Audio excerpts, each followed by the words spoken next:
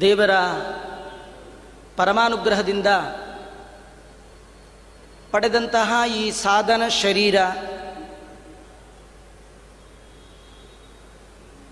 ಅದರ ಒಳಗೆ ದೇವರು ಸಜ್ಜನರು ಸಾಧನೆ ಮಾಡಿಕೊಳ್ಳಲಿ ಅಂತ ಹೇಳಿ ಶರೀರ ಕೊಟ್ಟು, ಶರೀರದ ಒಳಗೆ ಇಂದ್ರಿಯಗಳನ್ನಿಟ್ಟು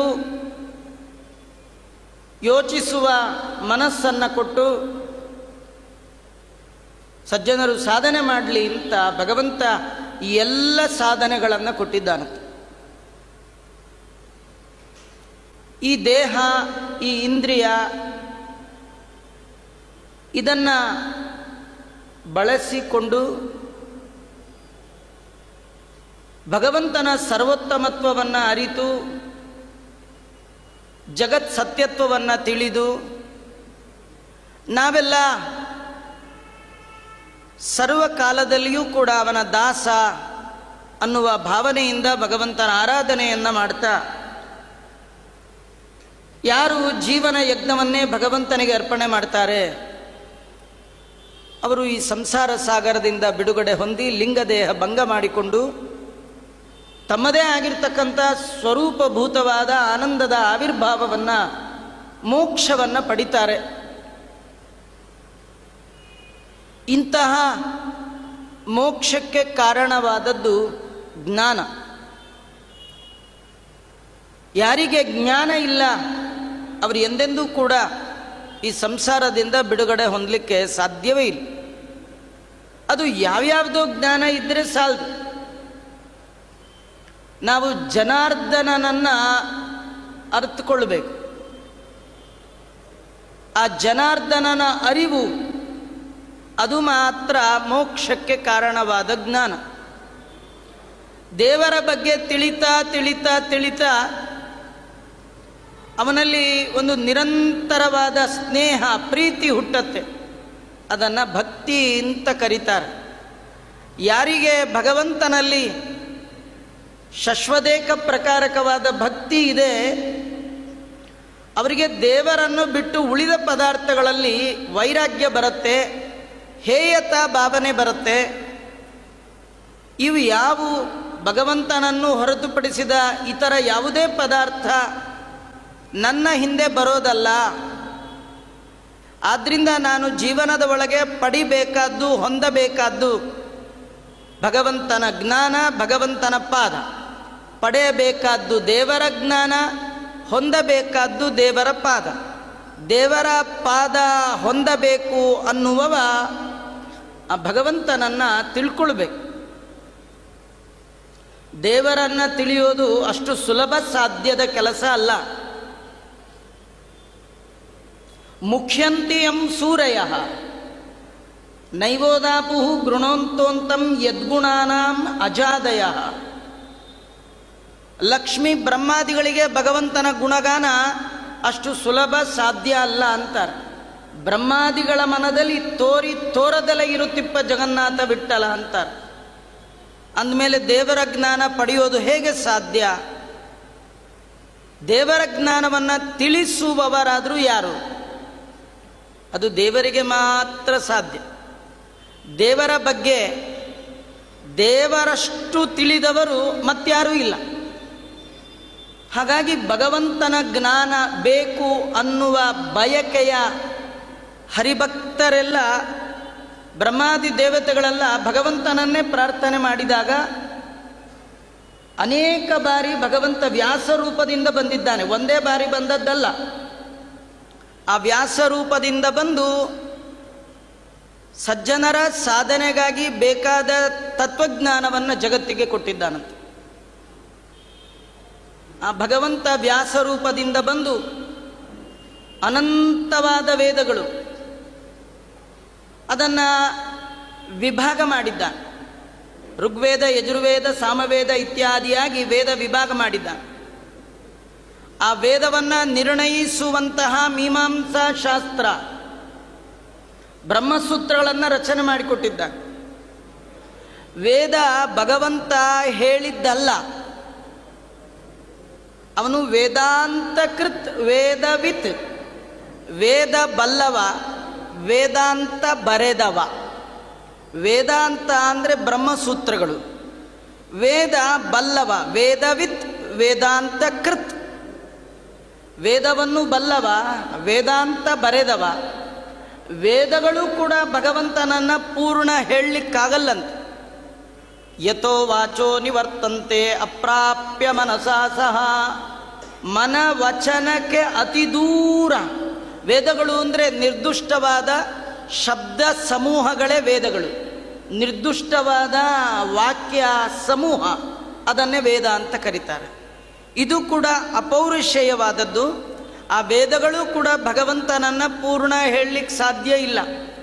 ಹಾಗಾಗಿ ತನ್ನ ಜ್ಞಾನವನ್ನು ಕೊಡಲಿಕ್ಕೆ ಭಗವಂತ ವೇದಾದಪಿ ಪರಂ ಚಕ್ರೆ, ವೇದಕ್ಕಿಂತಲೂ ಉತ್ತಮವ ಅಂತ ಕರೆಸಿಕೊಳ್ಳುವಂತಹ ಪಂಚಮ ವೇದ ಅಂತ ಪ್ರಸಿದ್ಧಿ ಪಡೆದಂತಹ ಮಹಾಭಾರತವನ್ನು ರಚನೆ ಮಾಡಿದ್ದಾರೆ.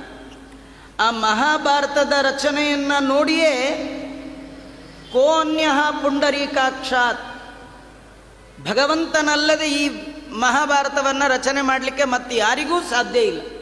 ಮಹಾಭಾರತವನ್ನು ರಚನೆ ಮಾಡಿದವರು ವ್ಯಾಸರು. ಆ ವ್ಯಾಸರ ಬಗ್ಗೆ ಕೆಲವರಿಗೆ ತಪ್ಪು ಕಲ್ಪನೆ. ವ್ಯಾಸರು ಅಂದರೆ ಗೌತಮರು, ಭರದ್ವಾಜರು, ವಸಿಷ್ಠರು ಇದ್ದ ಹಾಗೆ ವ್ಯಾಸೋ ಕಶ್ಚನ ಋಷಿ ಹೀಗೆ ಹೇಳ್ತಾರೆ. ಆದರೆ ವ್ಯಾಸರು ಅಂದರೆ ಎಲ್ಲರಂತೆ ಒಬ್ಬ ಋಷಿಗಳಲ್ಲ. ಅವರು ಸಾಕ್ಷಾತ್ ನಾರಾಯಣ. ಸಾಕ್ಷಾತ್ ನಾರಾಯಣ ಅಲ್ಲದಿದ್ದರೆ ಇಂಥ ಗ್ರಂಥವನ್ನು ರಚನೆ ಮಾಡಲಿಕ್ಕೆ ಸಾಧ್ಯ ಇಲ್ಲ ಅಂತ ಹೇಳ್ತಾ ಇದ್ದಾರೆ. ಹೀಗಾಗಿ ವೇದವ್ಯಾಸದೇವರು ಅವತಾರ ಮಾಡಿ ವೇದಗಳ ವಿಭಾಗ ಮಾಡಿ ಬ್ರಹ್ಮಸೂತ್ರಗಳ ರಚನೆ ಮಾಡಿ 18 ಪುರಾಣಗಳು 18 ಉಪಪುರಾಣಗಳು ಅನ್ನುವಂಥದ್ದು ಇಷ್ಟೆಲ್ಲ ರಚನೆ ಮಾಡಿದ್ದಾರೆ. ಆದರೆ ಏನು ರಚನೆ ಮಾಡಿದ್ರೆ ಏನು?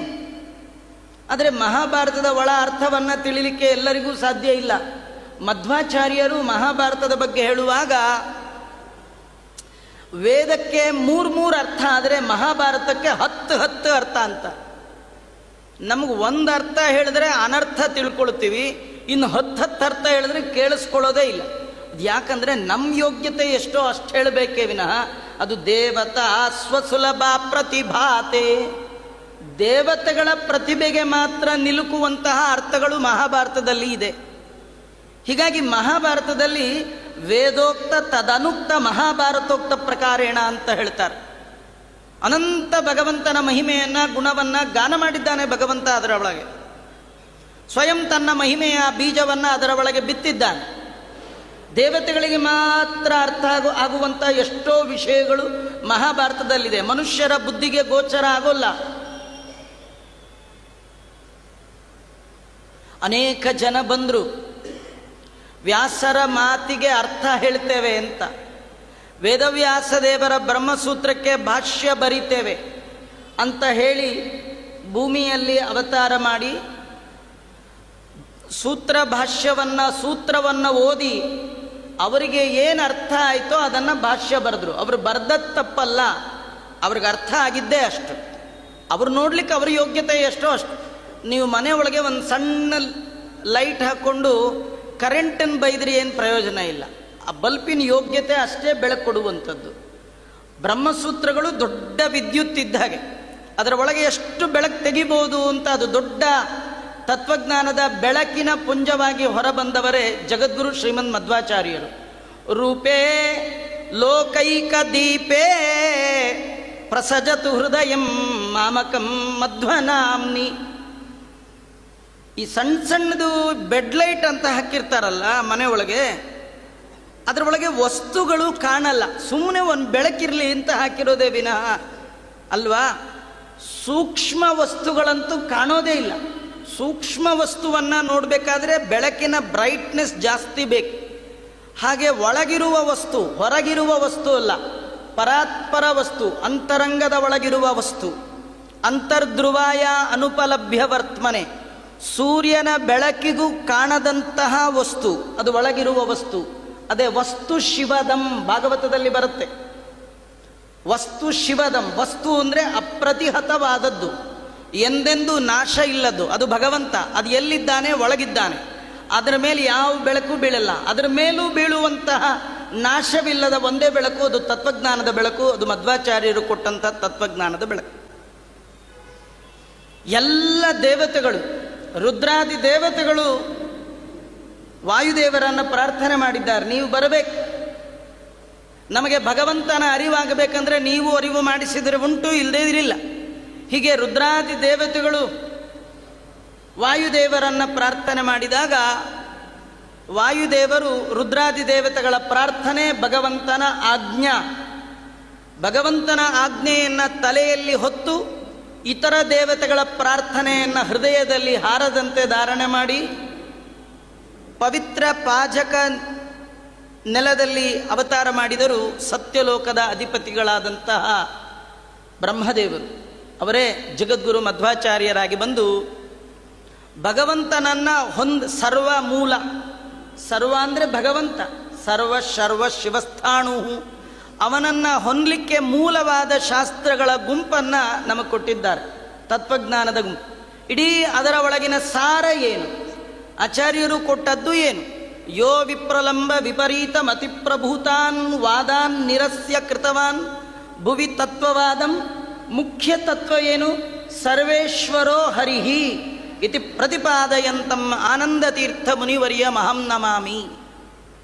ಜಗದ್ಗುರು ಶ್ರೀಮದ್ ಆನಂದತೀರ್ಥ ಭಗವತ್ಪಾದಾಚಾರ್ಯರು ಅದುವರೆಗೆ ಜಿಜ್ಞಾಸುಗಳು ಕೇಳರಿಯದಂತಹ ಅತ್ಯದ್ಭುತವಾದ ತತ್ವದ ಗೊಂಚಲನ್ನು ಕೊಟ್ಟಿದ್ದಾರೆ. ತತ್ವ ಅಂದರೆ ದೂಷಣೆ ಮಾಡಲಿಕ್ಕೆ ಬರೋಲ್ಲ, ಅನಾರೋಪಿತಂ ತತ್ವಂ ಅಂತ. ಬೇರೆಯವರು ಹೇಳಿದ್ದೆಲ್ಲ ಅದನ್ನು ಆರೋಪ ಮಾಡಿ ಅಪಲಾಪ ಮಾಡಿ ಖಂಡನೆ ಮಾಡಿ ಆಗಿದೆ. ಆದರೆ 1000 ವರ್ಷಗಳು ಕಳೀತಾ ಬಂದರೂ ಕೂಡ ಆಚಾರ್ಯರ ಸತ್ಸಿದ್ಧಾಂತವನ್ನು ಅಲ್ಲಗಳೆಯುವಂಥ ಇನ್ನೊಂದು ಸಿದ್ಧಾಂತ ಬರಲೇ ಇಲ್ಲ. ಆಚಾರ್ಯರದು ಅನುಭವ ಸಿದ್ಧಾಂತ, ಅನುಭವಕ್ಕೆ ಬರುವಂತಹ ಸಿದ್ಧಾಂತ, ಅನುಭವಿಸಿದ ಅನುಭಾವಿಗಳು ಜಗದ್ಗುರು ಶ್ರೀಮನ್ ಮಧ್ವಾಚಾರ್ಯರು.